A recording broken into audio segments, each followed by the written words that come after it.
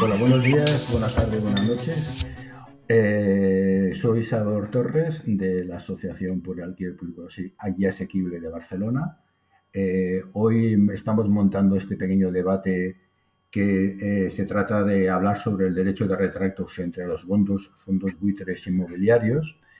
Y para ello hemos invitado, conjuntamente estamos haciendo este debate con la plataforma de afectados por la hipoteca de Madrid, que está con nosotros Javier Crespo, que es el presidente. Yo soy el secretario de la asociación mía, ¿eh? Y luego también con el bufete de abogados de Silvia Monfort y Andrés Giordana, ¿vale? No sé si en principio os gustaría decir alguna cosa sobre vuestro bufete o sobre la plataforma de afectados por la hipoteca de Madrid. Silvia, tú misma quieres empezar. ¿Tenéis alguna página web? ¿Desde cuánto Sí, tiempo bueno, hace que trabajáis? hace unos 10 años que estamos trabajando juntos y bueno, tenemos una página web donde se pueden dirigir las personas que quieran hacer consultas legales sobre este tema y otros varios, que se llama abogadosmonfortgiordana.com. Javier, ¿querías comentar alguna cosa? Sí, bueno, pues creo que la PA es suficientemente conocida, aunque nosotros no somos, y conviene aclararlo, no formamos parte de la PA estatal, porque por muy diferentes razones nos separamos hace mucho tiempo, vamos concretamente en 2015, pero bueno, formamos parte de los colectivos que llevan luchando por el derecho a la vivienda en todos sus aspectos desde que fueron tan graves las consecuencias de la crisis hipotecaria de 2008. Vale. Y en ello seguimos, desgraciadamente, porque el problema no solo sigue sin resolver, sino que a nuestro juicio se ha agravado todavía. Muy bien. No sé si quieres comentar alguna cosa, Andrés. De lo que va a tratar esta sesión del derecho retracto y ya vamos complementando. De acuerdo. Esta historia del por qué nos hemos juntado los cuatro aquí es porque de alguna manera u otra a lo largo desde el año 2022 que empezamos a descubrir determinadas cosas, nos pusimos a trabajar y coincidimos en el método de trabajo y en lo que queríamos buscar detrás de cómo poder ayudar sobre todo a los deudores, principalmente hipotecarios, ayudar a poder recuperar la vivienda a través pagando el precio exacto en el cual se vendió su crédito moroso a un fondo buitre internacional inmobiliario que suelen estar afincados en paraísos fiscales y que lo venden evidentemente los bancos españoles, ¿vale? Entonces, desde la crisis de 2007, con las hipotecas tóxicas que le llamaban, que vinieron desde América, ¿no? Aquí en España, los bancos españoles, a partir de cuando ya empezó, cuando las ejecuciones hipotecarias fueron avanzando y se fueron quedando con las viviendas o tenían dificultades enormes para poder llegar a tomar la posesión de ellas, a medida que nos hemos ido acercando y todavía hoy lo estamos viviendo, sufriendo la mayoría de los deudores la problemática, los bancos españoles lo que han hecho ha sido, y en eso la Sareb, la sociedad española que gestiona los fondos adquiridos de los bancos españoles que se fueron a pique, la idea es que los bancos españoles han ido haciendo paquetes de créditos, son créditos, no son las viviendas en sí, sino que son la mayoría créditos morosos respaldados por hipotecas, ¿vale? Eso es un manjar enorme, ¿vale? Y esos paquetes en los mercados internacionales han sido vendidos. De tal manera que en un momento determinado se dieron cuenta, el deudor se daba cuenta a través de una carta que su crédito había sido cedido, le llaman cedido, pero en realidad es vendido, a un fondo inmobiliario, ¿no? Que suele estar en un paraíso fiscal, pero que tiene a su vez una delegación aquí en España, ¿vale? Aparte de eso, una delegación, es decir, una empresa subsidiaria de aquel fondo, por ejemplo, Blackstone. Blackstone tenía aquí su filial, ¿vale? Pero aparte de eso, también con el tiempo para gestionar todo esto y gestionarlo también, la gestión con el deudor, la gestión con el banco, etcétera, etcétera, estos fondos inmobiliarios montaron otra sucursal de gestión que se llaman services. De hecho, hay congresos sobre este tema aquí en España y en Barcelona. Han habido, me parece que en Madrid también, congresos de gestión de los créditos morosos, y esas empresas les llaman services, ¿vale? Que son las que sistemáticamente se dedican, muchas veces incluso subcontratando partes de las problemáticas estas, subcontratando a otras empresas que hacen persecución sistemática telefónica sobre los deudores para que paguen, etcétera, ¿no? Entonces, esto ha sido un campo que ha sido un verdadero desastre, ¿vale? Y poco a poco, en la medida que nos acercamos en el tiempo, y ya voy acabando,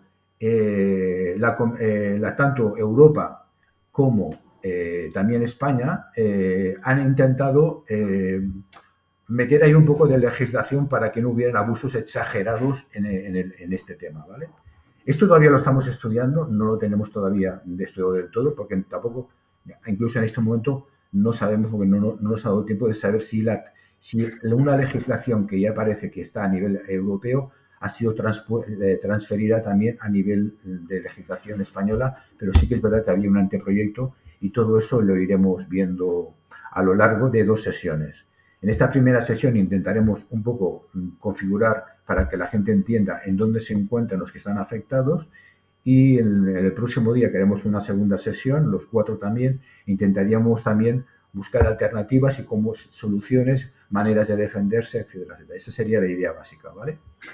No sé si me he dejado alguna cosa en el tintero de lo básico que hay en la línea de tiempo que está desde el 2007 hasta la actualidad, pero más o menos creo que cualquier afectado que esté recibiendo llamadas, que sabe que porque también lo sabe por la prensa, que su crédito seguramente lo han vendido a bajo precio, en cambio a él se lo quieren cobrar todo entero, con la deuda, con los intereses y todo eso, pues ya se sentirá un poco reflejado, ¿vale?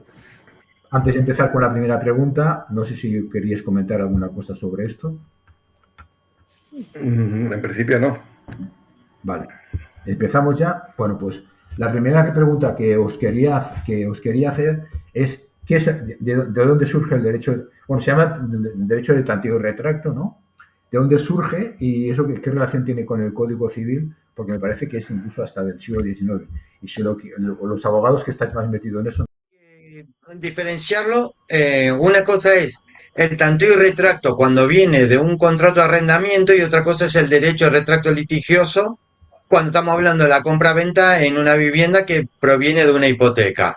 Si nos basamos o hablamos para las personas que son inquilinas, tienen la preferencia del tanteo y retracto, es decir, si el propietario tiene una vivienda alquilada y se la vende a alguien, el inquilino tiene derecho a igualar la oferta y quedarse con el inmueble.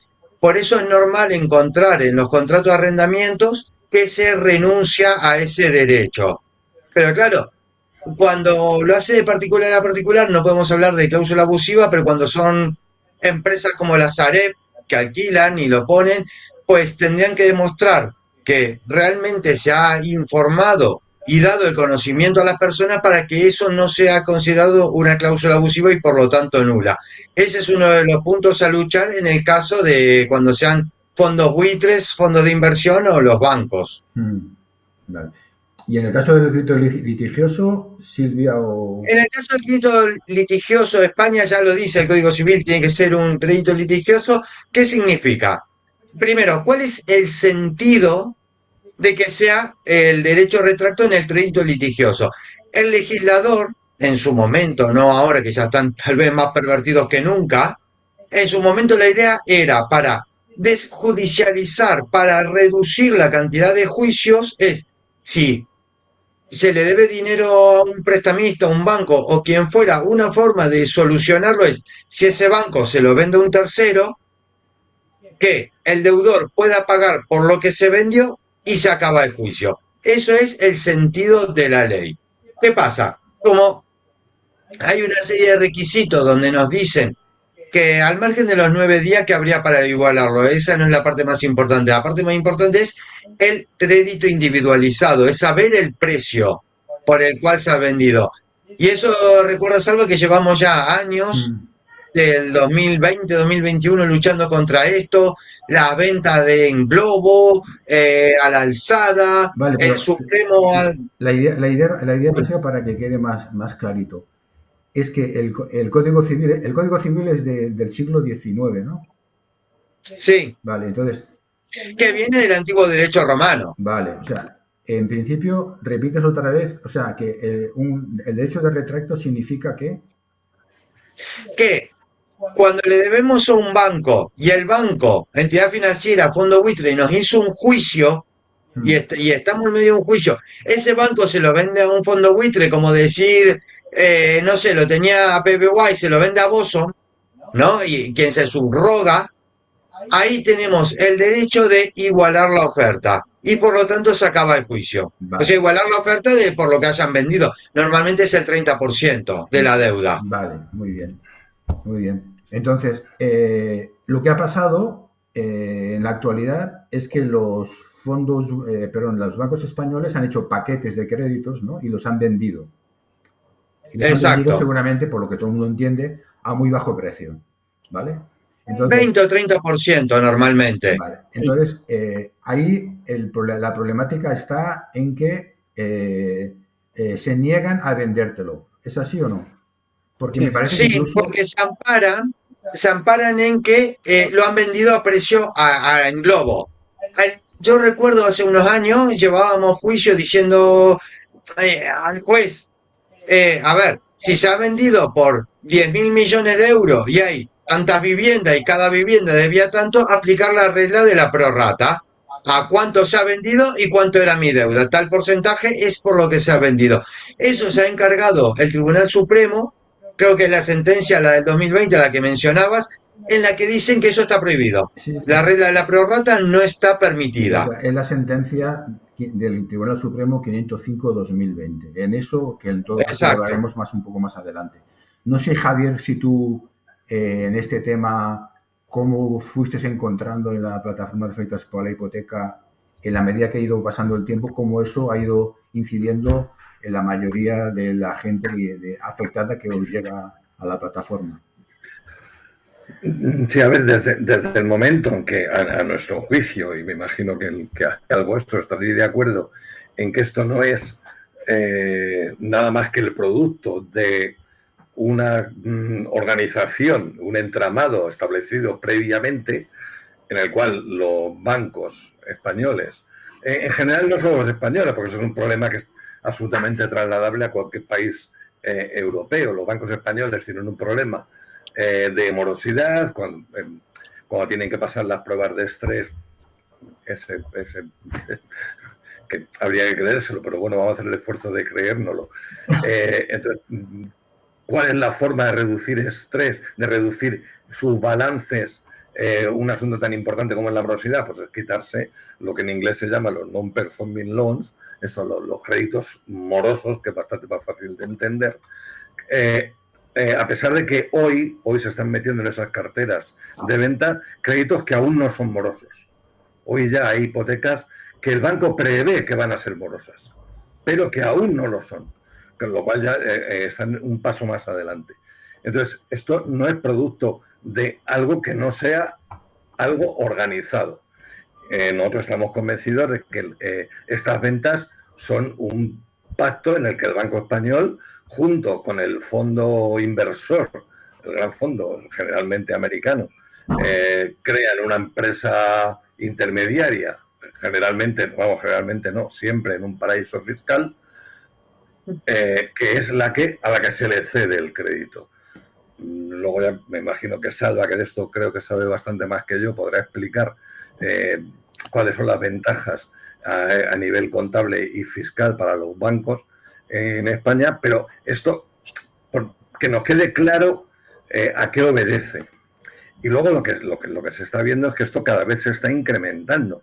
Algo que hace unos años era más o menos anecdótico, ahora es lo común, es lo normal, es lo habitual. Eso explicaría por qué los ratios de morosidad de los bancos españoles, incluso con la situación económica, la subida del Euribor, los problemas para hacer frente al pago de la cuota de la hipoteca, Aún así, los índices de morosidad no están aumentando. Es simple. En cuanto empieza a haber el menor síntoma, el banco se quita el crédito de en medio. Muy bien. Entonces, Silvia, a vosotros cuando llega gente con estas problemáticas, porque yo sé que vuestro bufete se ha metido bastante a fondo para trabajar el tema del crédito litigioso y el derecho de retracto, cuando os llega la gente a vuestro bufete, ¿qué es lo que suele ser lo primero que más les angustia? ¿Y qué es lo que buscan? ¿Qué es lo que les angustia y qué es lo que realmente os piden que hagáis? Bueno, lo que tiene la persona cuando llega a nuestro bufete y con una llamada, ya sea en persona o no, pero lo primero que les angustia, una, solucionar el problema. Dos, ver qué herramientas tienen, porque mucha gente no conoce el derecho de retracto. No saben que puede ser una herramienta. Uy, parece que se ha congelado la imagen. Sí, me quedo en medio. Vale. Continúa. Bueno, no sé dónde me he quedado, más o menos lo que intentaba decir es que la gente no conoce lo que es el derecho de retracto, que tiene que conocer que es una herramienta legal que nos puede ayudar a las personas que alquilan o que tienen una deuda con el banco, que pueden recuperar su vivienda o su crédito cuando este se vende a otra persona, pero lo normal es que se venda a un fondo buitre. La idea principal del derecho de retracto es proteger a las familias frente a las operaciones injustas o poco transparentes del mercado inmobiliario y financiero, claro. Vale, muy bien.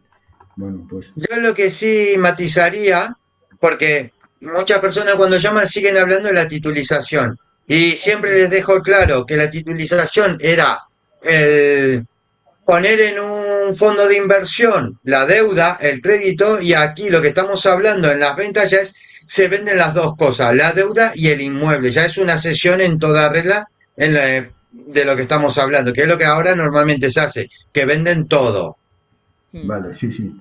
No, eso es cierto, el tema de la confusión entre titulización y la venta de un crédito moroso a un fondo buitre a través de un paquete de créditos. Sí que es verdad que hay mucha gente que tiene una confusión sobre este asunto.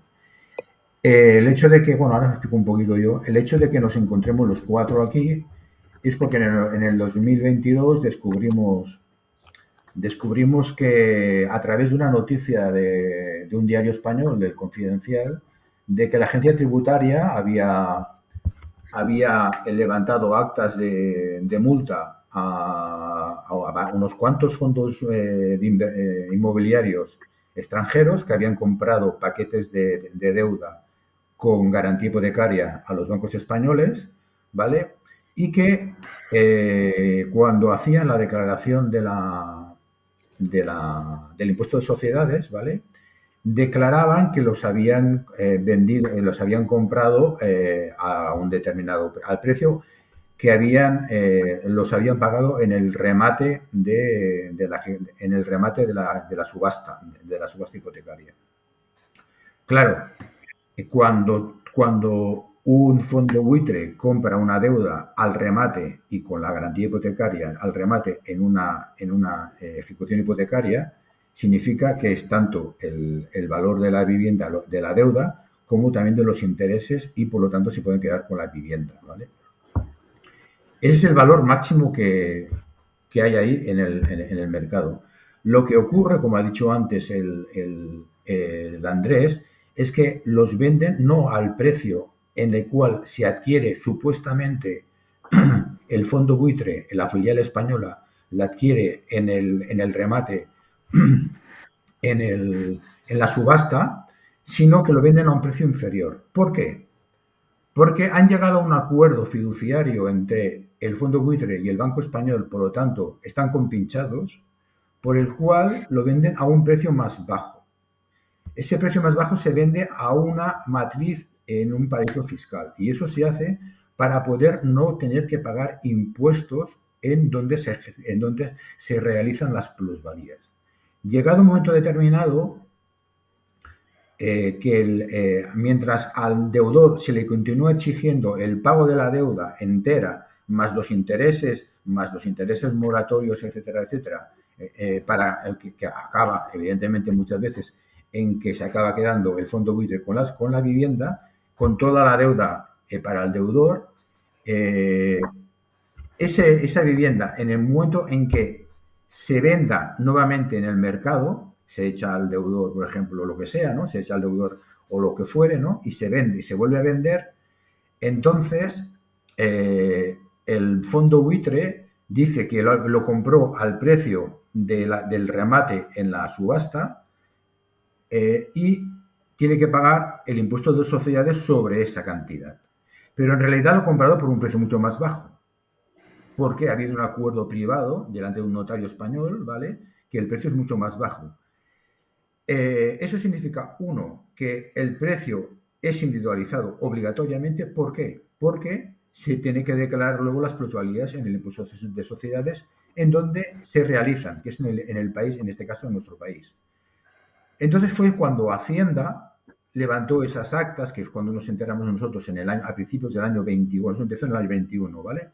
Nos enteramos nosotros de que sí que existe el precio individualizado y que, a pesar que en el año 20 el Tribunal Supremo había dicho que era imposible conocer el valor individualizado de los créditos en una venta de paquetes a globo, en globo, ni siquiera en el prorrateo, nos enteramos que eso no es verdad. No solamente no es verdad, sino que, por lo tanto, el Tribunal Supremo estaba prevaricando contra la ley del impuesto de sociedades, al decir que eso no es posible. Porque si no es posible, el fondo buitre no puede declarar las cosas tal cual son.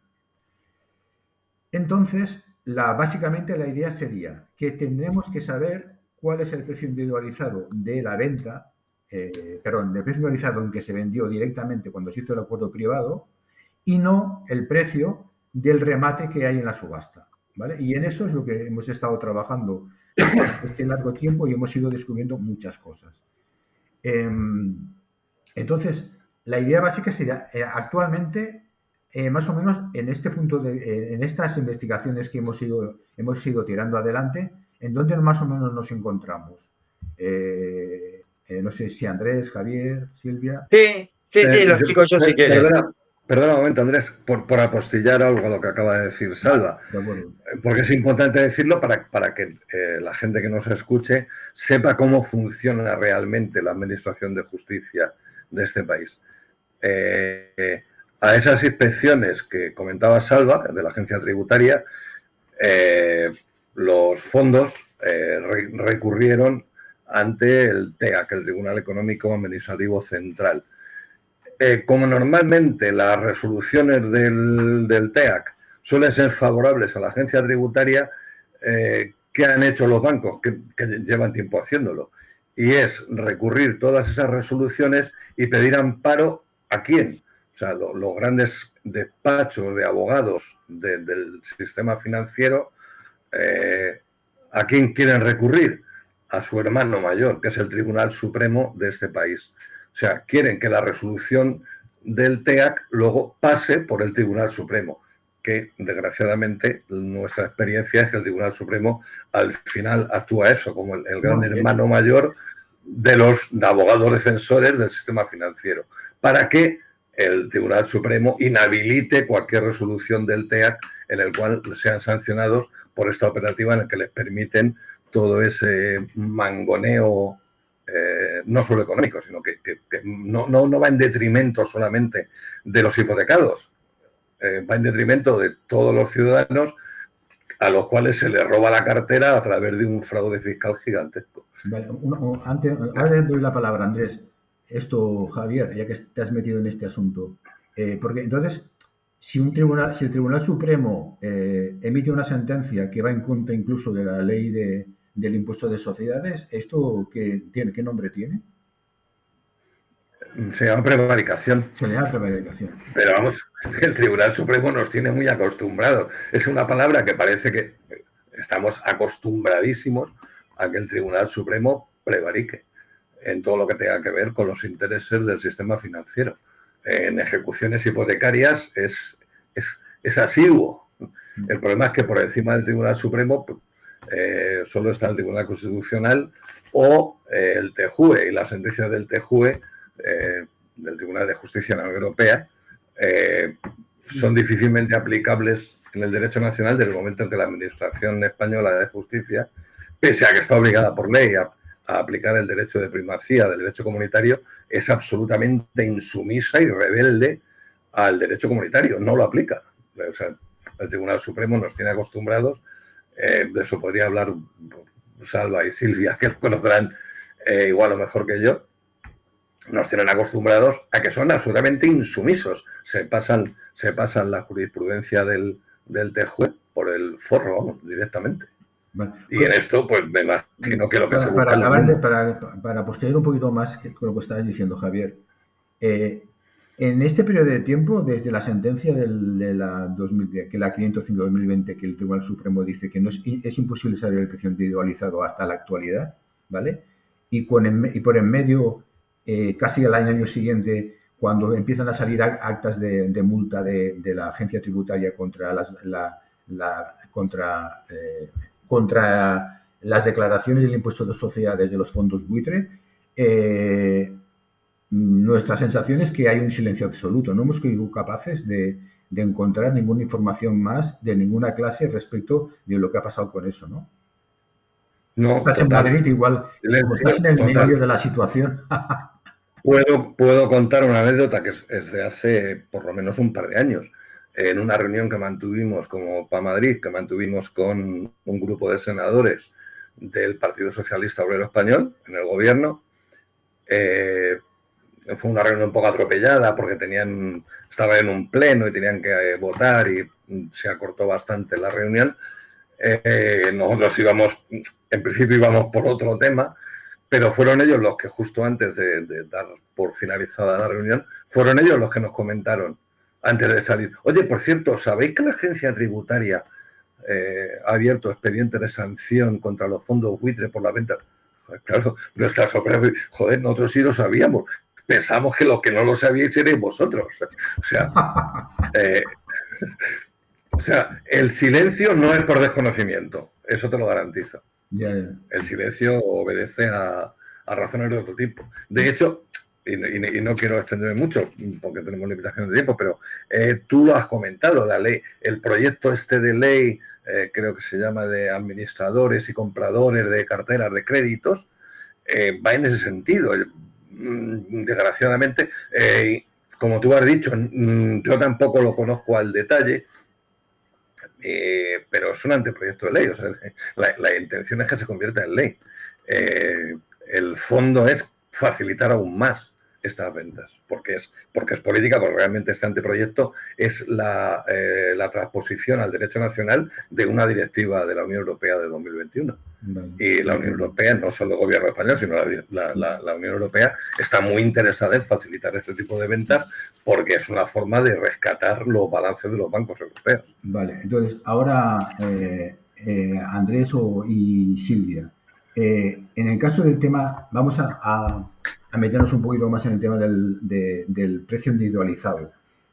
Todo lo que hemos ido descubriendo, no solamente por el tema de la doble tributación, de los convenios de doble tributación entre estados, ¿vale?, sino también por el tema del impuesto de sociedades, pero también habéis estado viendo que hay otras cosas más que determinan que es obligatorio, ¿no?, el que el precio individualizado se conozca. Y ya tenéis ejemplos diversos de gente en los cuales habéis averiguado ese precio individualizado, ¿no?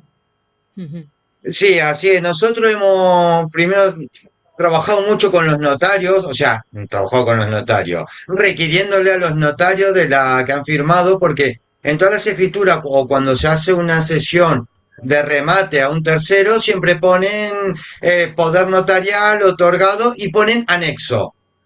Significa que en esos anexos siempre está la información. Una información que casi nunca logramos obtener. Algún que otro notario lo ha informado y no, casi siempre chocábamos. Perdona que te corte, para aclararlo para la gente que nos escuche. Cuando un banco español hace un paquete de créditos que suelen estar en 2.000, 3.000 millones de euros, 700 millones, etcétera, y se lo vende, estábamos hablando del Santander, antes de los que han desaparecido también, el Popular, pero el BBVA, la Caixa, el Sabadell, se lo vende a un fondo buitre afincado en el extranjero a través de una filial española, se van a un notario y levantan un acta notarial, ¿no? Pública, es pública, de Exacto, una compraventa, de la compraventa de esos exacto, créditos con garantía hipotecaria. ¿Eso sí? exacto, donde hay un anexo que figuran todos los precios Ah, individualizados. de acuerdo, vale. Y eso hasta Los notarios siempre... el Dime. notario sabe perfectamente que el precio tiene que ser individualizado, porque si no es imposible poder luego declarar las Sí. plusvalías al impuesto de Exacto, sociedades, ¿no? exacto. Hasta que bueno, casi todos los notarios no siempre niegan eso, no lo quieren dar, ni con diligencias preliminares, ni con órdenes de jueces, al final nunca lo entregan. Pero hay un lugar donde sí está siempre y donde se puede conseguir, y es en el registro de la propiedad. En el registro de la propiedad siempre, siempre, siempre figura. Nosotros tenemos elaborado un formulario en el blog para descargar libremente y gratuitamente en documentos útiles que se descarga este formulario, las personas lo completan a mano con sus datos personales y lo presentan en el registro. ¿Por qué? Porque el que lo va a pedir piensa que es una nota simple y en la nota simple no está. Está en el asiento registral de la cesión, de la venta. Entonces, en el formulario ya lo explica, lo especifica y la gran mayoría de los registradores entregan esa información, ¿no? Algunos, hemos tenido pocos casos que se niegan. Yo le digo a la persona, mira, que te lo nieguen por escrito, se presenta recurso de alzada a la gobernación y entonces dicen que sí que hay que entregarlo y lo entregan. ¿Por qué? Porque los registradores dicen que hay protección de datos, bueno, y un montón de cosas sin sentido, porque son fondos buitre y son números. Aquí protección de datos no hay ninguna. No, la protección de datos no ampara estos importes. Por lo tanto, siempre se consigue. Si ahora, para ir terminando y ser un poco más positivo para quienes nos estén escuchando, ¿de qué sirve saber el precio No, individualizado? Si a lo mejor no había juicio. espera, déjame meterme un poquito Sí, todavía en el hilo. Cuando el notario ha hecho un acta de compraventa, un acta notarial pública, ¿no? Son públicas, ¿no? De sí, compraventa, sí, con un anexo, ¿vale? Entonces, ahí hay una serie de créditos con garantía hipotecaria. sí. Vale, muy bien. Entonces, uy, espera que se me ha escapado. Vale. Entonces, ¿cómo liga esa acta notarial con el precio individualizado que está en el anexo con el registrador de la propiedad de cada uno de los activos inmobiliarios? ¿Cómo se hace eso? Clic, clic. El registro de la propiedad tiene que saber el precio individualizado, porque si no, por la ley del registrador no se puede inscribir la compraventa. Vale, o O sea, está el precio, la compraventa no se eso inscribe. quiere decir que en cada uno de los activos inmobiliarios que hay en el acta levantada por el notario, este notario tiene que enviar una anotación a cada uno de los registradores de cada uno de aquellos activos inmobiliarios para que registre ese precio en y la compraventa en el registro de la propiedad. ¿Es así? Exacto. Entonces, ¿qué están haciendo algunos registradores? Ponen una leyenda abajo, que ya me dirás tú por qué tienen que hacerlo, que dice, este precio individualizado solo es para tributar impuestos y no para un precio individualizado. Ah. Llegan a aclararlo. O sea, ¿de qué están previniendo? Esto lo has visto así, ya está previniendo. Sí, muchos ya lo escriben, porque entiendo que eso es lo que les envían los notarios. Vale, entonces, Dicen venta en globo. Precio individualizado 50.000 euros. Este precio solo es para la tributación de impuestos, no para el derecho de retracto litigioso. Hay quienes lo ponen hasta así. Sí. Pero ¿quién es el registrador para hacer esa calificación? Supongo que lo envía el notario. Ya, pero ¿y qué base legal tienen para eso? Ninguna. Si es el precio de venta, es el precio de venta. Sí, ninguna. Ni el notario ni el registrador, si es solo para efecto de impuestos, es que en ese caso, Ahora sí tengo que... como se han dado cuenta que ya sabemos que el precio individualizado existe, pues claro, están reaccionando. Exacto. Es tremendo. Yo sí que quiero dejar... Una puntualización primero, Sí. Andrés, amor. Una puntualización primero. El formulario que se refiere a Andrés, luego te lo daré, Salva, si acaso, que está en la otra página web que tenemos, que es de abogadoslowcostag.com. Vale. Ahí sí que está la pestaña de documentos. Sí, ya todo eso lo pondremos. Uy, se ha vuelto no sé qué pasa con Silvia, que se congela la imagen continuamente. Hace frío en la habitación que está. Ya está. A ver, ahora. Lo vuelvo a repetir, que si quieren descargar el formulario que se ha referido Andrés antes, está en la otra página web que tenemos, que es abogadoslowcostag.com. Hay una pestaña arriba en el menú que pone documentos útiles y ahí ya pone descargar formulario precio individualizado. Sí. Vale, quiero decir que actualmente, ¿de qué nos sirve saber este precio con la nota en el registro de la propiedad? Si al final los jueces te van a decir que aún así, si era ejecución hipotecaria, no era derecho estricto litigioso. Lo que lo estamos utilizando... Déjame que te corte. No sé si es eso. Quería que me explicaras, cuando nos explicaras a los espectadores, ¿por qué al final el crédito litigioso no acaba funcionando tampoco en los juzgados? Es que no lo entiendo. ¿Es eso lo que querías No ha funcionado porque una ejecución hipotecaria, según el Supremo, bueno, según el Supremo no, según una ejecución hipotecaria, según la ley, es un procedimiento sumario. El Supremo ha dicho que solo el derecho retracto cabería en demandas ordinarias donde podría hacerse una reconvencional. O sea, cada vez lo van restringiendo más la utilización, en todo sentido. Pero no es la utilización que le estamos dando nosotros para las familias que ya van teniendo el crédito individualizado, sino es que con eso y en las negociaciones, por ejemplo, con Anticipa, con Boston, con Wilding Center, lo que estamos haciendo es negociar con ellos un precio razonable para la recompra. ¿Me seguís? Es decir, ellos están pues la familia no, pero muchas familias tienen hijos ya adultos que sacan una hipoteca en base a una negociación entre lo que se está debiendo y lo que el fondo pagó. O sea, lo estamos usando para eso, porque ahí sí que hemos encontrado una utilidad práctica, porque al final la información o tiene una utilidad práctica para la familia o no nos sirve de nada. Y creo que ya llevamos unas 4 o 5 situaciones reconducidas en este sentido. Porque claro, entonces, ya para acabar, le quería comentar hacer una pregunta a Javier y acabamos hoy y continuaremos el próximo día. Claro, porque aquí la historia está en que normalmente la ley está para defender al más débil, ¿no? En teoría la ley está para defender al más débil, pero es que lo que estamos viendo en general es que todos los estamentos, tanto notarios como registradores, como diputados que hacen las leyes, como jueces, tiran al 90%, al 99% del platillo del acreedor en contra del deudor, ¿no?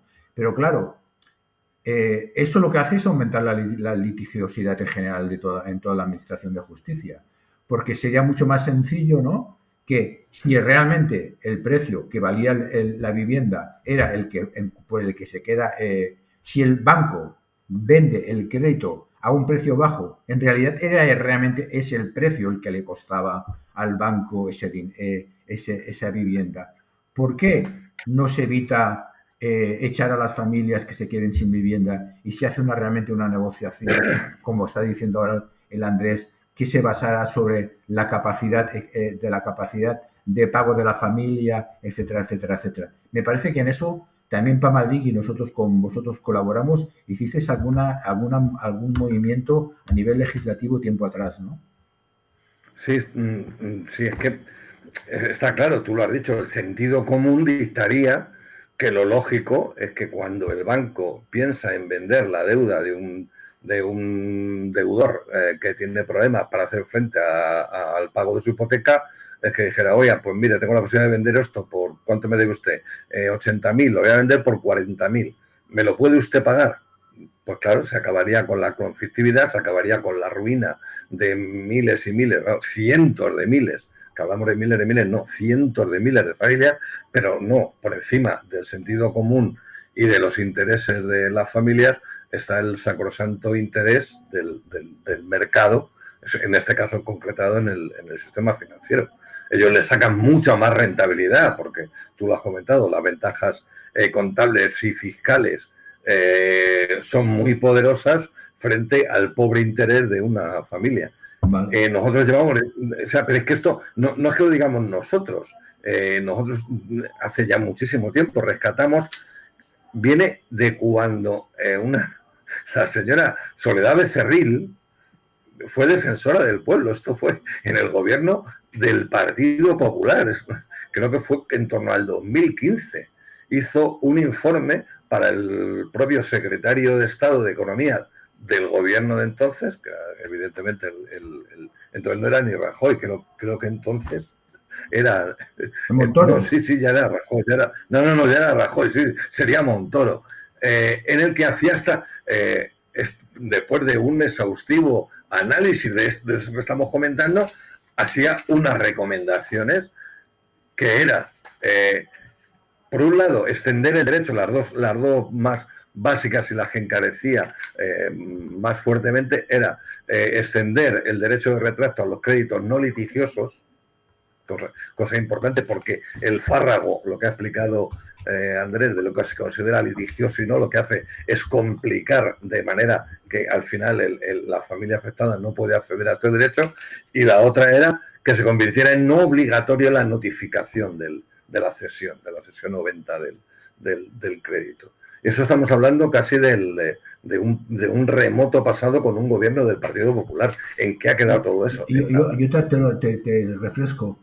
En concreto, se llegó a salir con un Real Decreto que era la adicional segunda del Real Decreto 5/2017, que eso fue a través de una negociación que hizo, me parece, para Madrid con el gobierno de España en ese momento, en la cual había un apartado que decía que la deuda, la recuperación de la vivienda por parte del deudor y adecuar la deuda que había a la capacidad económica de la familia.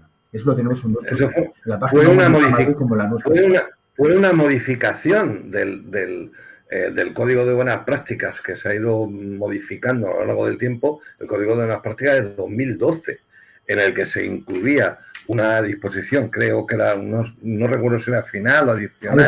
Adicional segunda. Pues gracias por la puntualización.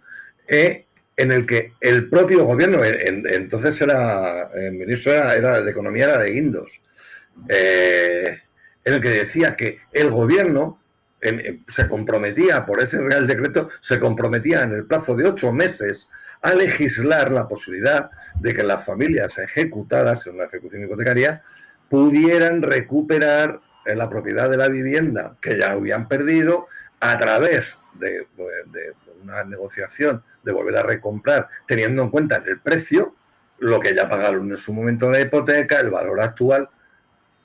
Estamos hablando de 2017, el plazo era de 8 meses. Vale. Se les acabó hace mucho. Muy bien. Bueno, pues damos hoy acabado. Entonces nos han quedado unas cuantas cosas en el tintero. Repasar algunas cosas que hemos dicho, pero algunas cosas también importantes, ¿no? Sobre todo de la dinámica, en la dinámica cotidiana judicial y también de las personas cuando llegan también a nuestras asociaciones de los afectados.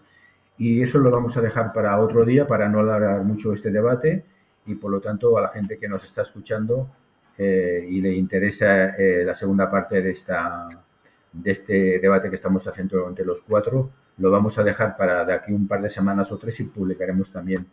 Este segundo lo publicaremos de aquí unos días y el segundo, pues supongo que como lo vamos a hacer para mediados de agosto, pues supongo que para finales de agosto ya tendremos también en la segunda parte del debate y así podremos concluir y que la gente tenga algunas herramientas, al menos para conocer la situación en la que se encuentran y las enormes dificultades que tienen no solamente ellos, sino también sus abogados defensores en los juzgados para poder defender los intereses de los deudores, ¿no? Sería un poquito eso.